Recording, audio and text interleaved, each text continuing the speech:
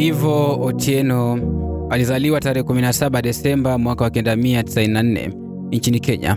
Alikuwa mtoto wa Caroline Auko na marehemu Moses Auko Membo, mdogo wao katika familia ya ndugu watatu, Lion, Cyprus na Membo. Kwa ndoto ya kutafuta maisha bora Marekani, familia hii ilihamia USA mwaka wa 1999. Wakati huo Ivo akiwa na umri wa miaka 5 tu. Lakini ndoto hii ya Amerika, kama ilivyo kwa maelfu ya wahamiaji wengine, ilikuja kugongana na kuta za ubaguzi wa rangi na mfumo uliojaa dharau dhidi ya watu weusi. Hii ni Kurunzi ya Jamii. Jina langu Sheban Yusuf. Tangu utotoni, Ivo alikuwa mtoto mchangamfu na mwenye furaha. Mama yake Caroline baadaye alimkumbuka kama kijana mwenye akili nyingi na bidii katika kila alilofanya. Aligundua kipaji chake mapema kwenye muziki wa hip hop, akijiita kwa jina la kisanii Young Vo. Ndani ya muda mfupi tu aliweza kuandika mistari mizito ya nyimbo na kuibua tungo zenye kugonga mioyo ya vijana wenzake. Ivo hakuwa tu msanii, alikuwa na ubunifu wa hali ya juu, ndoto kubwa za siku moja kujenga studio yake, na pia mtu aliyejali sana marafiki zake. Aliamini katika kusikiliza kila mtu, kumpa nafasi ya kutoa maoni na kuheshimu mawazo ya wengine. Katika masomo yake ya awali, alisoma Henrico School, kisha akajiunga na Douglas Freeman High School ambako alifuzu mwaka wa 2012. Shuleni hapo aling'aa si tu katika muziki bali pia kwenye michezo, basketball na football, zilizomfungulia nafasi ya kupata ufadhili wa kuendelea na masomo ya chuo huko California, akiwa na ndoto ya kuwa mwanamichezo maarufu. Lakini miaka miwili baadaye, bahati ilimgeuka. Ivo alilazimika kuacha masomo yake kutokana na changamoto za afya ya akili. Mama yake anakumbuka kuwa mara nyingi alikuwa akipendelea kukaa peke yake, jambo lililofanya familia isielewe mapema ukubwa wa matatizo yaliyomwandama. Wakati mwingine alikumbwa na msongo wa mawazo kiasi cha kulazimika kumwona daktari wake. Kulikuwa na tukio moja ambapo aliwahi kulazwa hospitalini ile ya afya ya akili, akapokea matibabu na kuonekana kuimarika. Alirejea nyumbani kwa familia yake na maisha yakaendelea kama kawaida. Lakini kilichotokea baadaye kilikuwa mwanzo wa mwisho wa simulizi hii. Tarehe 3 Machi mwaka wa 2023, alipopelekwa kwenye kituo cha afya ya akili huko Virginia, familia yake haikufahamu kuwa hiyo ndio ingekuwa siku ya mwisho kumwona Ivo Otieno akiwa hai. Caroline aligundua kuwa mwanawe Ivo alikuwa anasumbuliwa na msongo wa mawazo. Kama kawaida, akampigia simu daktari wake wa akili kutafuta usaidizi. Lakini alipokuwa bado anaeleza hali hiyo kwenye simu, Ivo alitoka nyumbani na kuelekea kwa majirani, ambako alianza kuondoa na kukusanya mataa ya ulinzi. Jirani aliyetazama kitendo hichi alidhani Ivo ni mwizi, na bila kusita akapiga simu kituo cha polisi. Caroline, akiwa na haraka ya kuokoa hali hiyo, aliwaeleza majirani kwamba Ivo alikuwa akipitia kipindi kigumu cha matatizo ya akili. Aliahidi pia kulipa gharama ya mataa yaliyoharibiwa. Lakini juhudi hizo hazikusaidia. Dakika chache baadaye, ikiwa ni majira ya saa 5:35 asubuhi, takribani maafisa wa usalama 12 walifika nyumbani kwa Caroline. Awali, mama huyu alidhani huenda daktari wa Ivo ndiye aliyewatuma ili kumsaidia kumpeleka hospitalini. Kwa mshangao na mshtuko wake, alibaini waliokuwa wamefika hawakuwa wahudumu wa afya, bali ni polisi waliokuja kwa malalamishi ya jirani. Hapo ndipo uchungu wa mwanzo ukaanza kumtafuna. Caroline alimuita Ivo, ambaye wakati huo alikuwa gorofani, ili kuthibitisha kwamba mtoto wake hakuwa tishio kwa yeyote. Alimshika mkono na kumleta hadi mlangoni, akimkabidhi kwa heshima mbele ya polisi. Kitendo hicho hakikuwa na madhara yoyote kwa usalama wao, lakini mara tu walipofika nje, maafisa wa usalama walitoa bunduki na vifaa vya kudhibiti mwili. Kwa hofu ya kumpoteza, Caroline alikumbatia mwanawe akijaribu kumkinga. Akiwa na sauti ya kuomba, aliwasihi polisi waweke mbali silaha zao. Aliwaeleza bayana kuwa Ivo alikuwa na ugonjwa wa bipolar na milio au vitisho vya silaha vingemsisimua zaidi na kuzidisha hali yake. Zaidi ya yote, aliwaomba wamuitie ambulensi, akiamini suluhisho la kitabibu lingeweza kuokoa hali hii kuliko kumtazama kama mhalifu. Lakini maafisa wa usalama walipuzilia mbali kilio cha mama huyo. Macho yao yalimwona Ivo si kama kijana mgonjwa aliyekuwa anahitaji msaada wa haraka, bali kama mhalifu anayestahili kudhibitiwa kwa nguvu. Mara moja, maafisa wa usalama walimtia pingu Ivo na kumlazimisha kuingia ndani ya gari lao. Wakati huu, kijana huyu alikuwa ameanza kusimama kidete, akionyesha upinzani mkali. Vurumai ikazuka na ikawa lazima askari wamlazimishe kwa nguvu kuingia ndani ya gari la polisi. Mwisho wa siku, hali ilipokuwa ngumu kudhibitiwa, walilazimika kuita gari la hospitali ili kumtuliza. Baada ya muda mfupi, gari la wagonjwa liliwasili eneo hilo na Ivo akapelekwa moja kwa moja hadi hospitali ya Dr. Henrico chini ya sheria ya emergency custody. Akiwa hospitalini siku ya Ijumaa tarehe 3 Machi mwaka 2022, maafisa wa usalama walikiri wazi kwamba kijana huyo aliwasumbua kupita kiasi.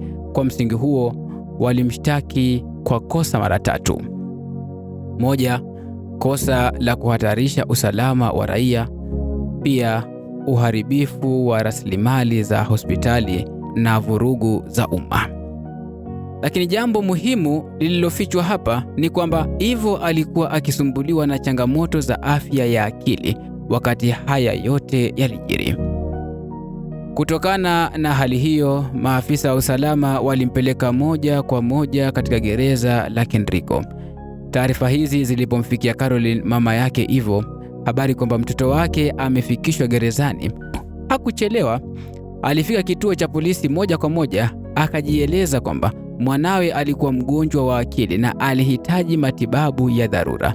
Alitoa ushahidi na stakabadhi za hospitali zilizothibitisha aina ya matibabu aliyokuwa akipokea pamoja na dawa alizohitaji kuendelea kutumia.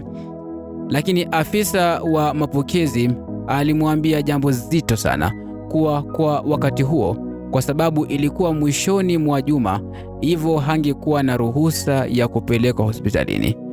Matibabu yote yangesubiri hadi tarehe 6 Machi mwaka 2022 baada ya daktari wa gereza kufanya tathmini yake. Hii ilimaanisha kwamba Ivo alilazimika kukaa wikendi nzima bila dawa, bila tiba yoyote. Hali yake ikazidi kudhoofika na hatima yake ikawa katika hatari kubwa zaidi.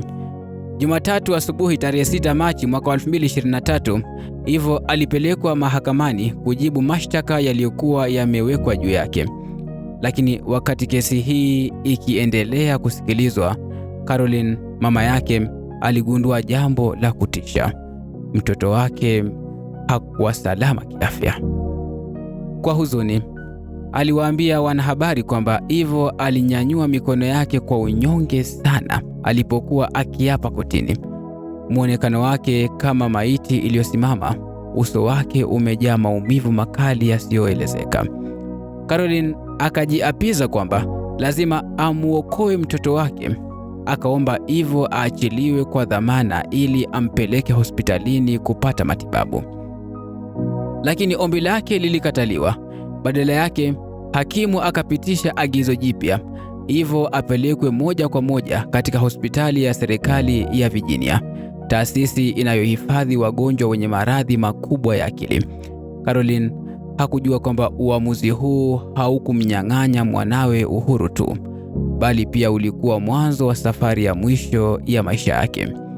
Siku hiyo, saa 2:26 mchana, maafisa wa usalama wa gereza la Henrico walijiandaa kumsafirisha Ivo kuelekea Central State Hospital.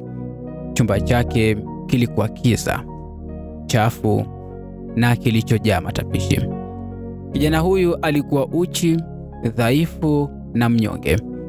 Hapo maafisa 6 waliungana, wakaingia chumbani kwa mabavu, wakamwangusha sakafuni. Mmoja akampiga ngumi, wakamwadhibu kwa dakika kadhaa, kisha wakamfunga pingu na kumtupa ndani ya gari la polisi, kama ambavyo kamera ziliweza kunasa. Saa 3:50 mchana, Ivo aliwasili pale Central State Hospital chini ya ulinzi mkali. Saa 4:19, maafisa takriban 7 kutoka Henrico Jail walimzunguka, wakamfinyanga kwa pamoja, mikono yake ikiwa imefungwa pingu, miguu yake pia ikiwa imefungwa. Walimpeleka kwenye chumba cha matibabu. Walipomketisha kwenye kiti, Ivo hakuwa na fahamu timamu. Akajaribu kusogea taratibu, lakini maafisa na madaktari walimkamata kwa nguvu, wakamshikilia chini kwa zaidi ya dakika 11. Kamera za CCTV zikashuhudia kila kitu. Walipomwachilia, mmoja wa madaktari akamdunga sindano, huku mwingine akipiga simu ya dharura namba 999 kuripoti emergency katika jengo 39. Wakasema walikuwa wakimfanyia CPR. Lakini ukweli uliofichika ni kwamba wakati huo Ivo tayari alikuwa hana fahamu na maisha yake yalikuwa yamepotelea mikononi mwa wale waliopaswa kumlinda. Majaribio ya kuokoa maisha ya Ivo yalianza mara moja. Matabibu waliendelea kumpa CPR hadi majira ya saa 5 mchana, na daktari wa dharura alipowasili, kila mbinu ikajaribiwa. Mashine za kusukuma moyo zilitumika, sindano zikadungwa, lakini juhudi zote ziliambulia patupu. Ivo aliaga dunia kutokana na majeraha aliyoyapata na ukatili aliotendewa na maafisa wa usalama. Kesho yake, Jumanne tarehe 7 Machi mwaka 2023, familia yake ndiyo iliyopokea habari za msiba huo mzito. Walipopiga simu kwa daktari mkuu kuulizia kilichotokea, waliambiwa Ivo alizua vurugu akiwa mikononi mwa maafisa wa usalama alipokuwa akipelekwa kwa daktari wa akili, na hapo akazimia. Kufikia muda alipoingizwa hospitalini, alikuwa tayari ameshafariki. Lakini jambo lililotia shaka ni hatua zilizochukuliwa kuficha ukweli huu. Maafisa wa usalama na baadhi ya matabibu walishirikiana kwa njia ya kutatanisha. Kwanza, walichelewesha taarifa rasmi kwa saa 3:30 hadi saa 7:28 mchana, ndipo wakapeleka ripoti ya kifo hicho kituo cha polisi. Hadi wakati huo, mwili wa Ivo ulikuwa tayari umeondolewa eneo la tukio na kuoshwa, kana kwamba walitaka kufuta ushahidi. Pingu zake za mikono na miguu zilitolewa haraka, na badala ya kuwasiliana na kitengo cha matibabu wa moyo kuthibitisha kifo, walipiga simu moja kwa moja kwenye makaburi ya kuhifadhi miili. Baada ya uchunguzi wa autopsi, mkuu wa huduma za afya wa jimbo la Virginia alitoa taarifa kwa wanahabari. Akasema kifo cha Ivo kimesababishwa na kile alichokiita positional and mechanical asphyxia, yaani kukosa hewa kutokana na kushikiliwa kwa nguvu isivyo kawaida. Kifo cha Ivo kilikuwa pigo kubwa kwa familia yake. Mama yake aliapa kupigania haki, akianzisha kampeni dhidi ya hujuma na ubaguzi unaotekelezwa na maafisa wa usalama dhidi ya watu weusi nchini humo. Vuguvugu hilo likapata nguvu, wengi wakishtumu polisi kwa ubaguzi wa rangi katika kushughulikia masuala ya kisheria. Kutokana na mauaji haya, sauti za wananchi zilipaza mwito kwa serikali kuweka sheria madhubuti za kushughulikia watu wenye changamoto za afya ya akili. Walisema wazi, kesi za watu kama Ivo hazifai kushughulikiwa kwa mabavu au mbinu za kijeshi.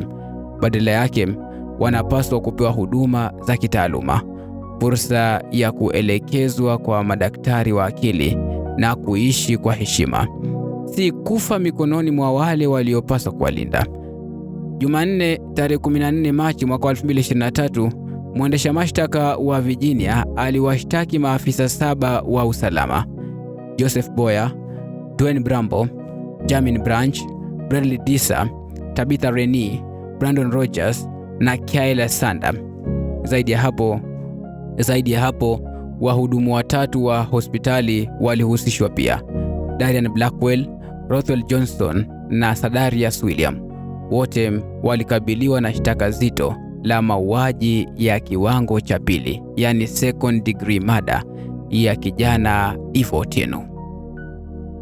Wiki mbili baadaye, tarehe 29 Machi mwaka 2023, mwili wa Eve ulipumzishwa katika makaburi ya Greenwood Memorial Garden, eneo la Richmond huko Virginia. Kabla ya mazishi, sala za heshima ziliombwa katika First Baptist Church, tawi la Chesterfield. Hapa familia, marafiki na watetezi wa haki za binadamu, akiwemo mwanaharakati maarufu Al Sharpton, waliungana kwa majonzi makubwa sana. Ibada hiyo iligeuka kuwa wito wa taifa zima. Udhalimu huu haupaswi kufumbiwa macho. Waliomnyang'anya Eve maisha lazima waadhibiwe. Ibada hiyo iligeuka kuwa wito wa taifa zima, ya kwamba udhalimu huo haukupaswa kufumbiwa macho, na wote waliomnyang'anya Eve maisha lazima waadhibiwe. Kesi hii ilizua mshtuko mkubwa, na familia ya Eve ikafungua shtaka dhidi ya serikali, ikiwemo kaunti ya Henrico na ofisi ya sheriff wa Henrico. Tarehe 11 Septemba mwaka 2023, kesi hiyo ikafikia tamati. Familia ya Eve ilishinda na kupewa fidia ya dola milioni 8.5 za Marekani, ambayo ni takriban shilingi bilioni 1.2 za Kenya, kwa kosa la kifo chake. Hata hivyo, safari ya kutafuta haki bado haijakamilika.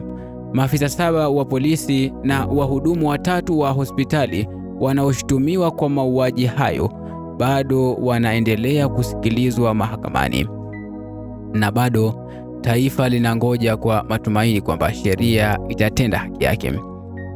Mwaka uliofuata wa 2024, Caroline, mamake Eve, aliapa kutoacha jina la mwanawe lizimike.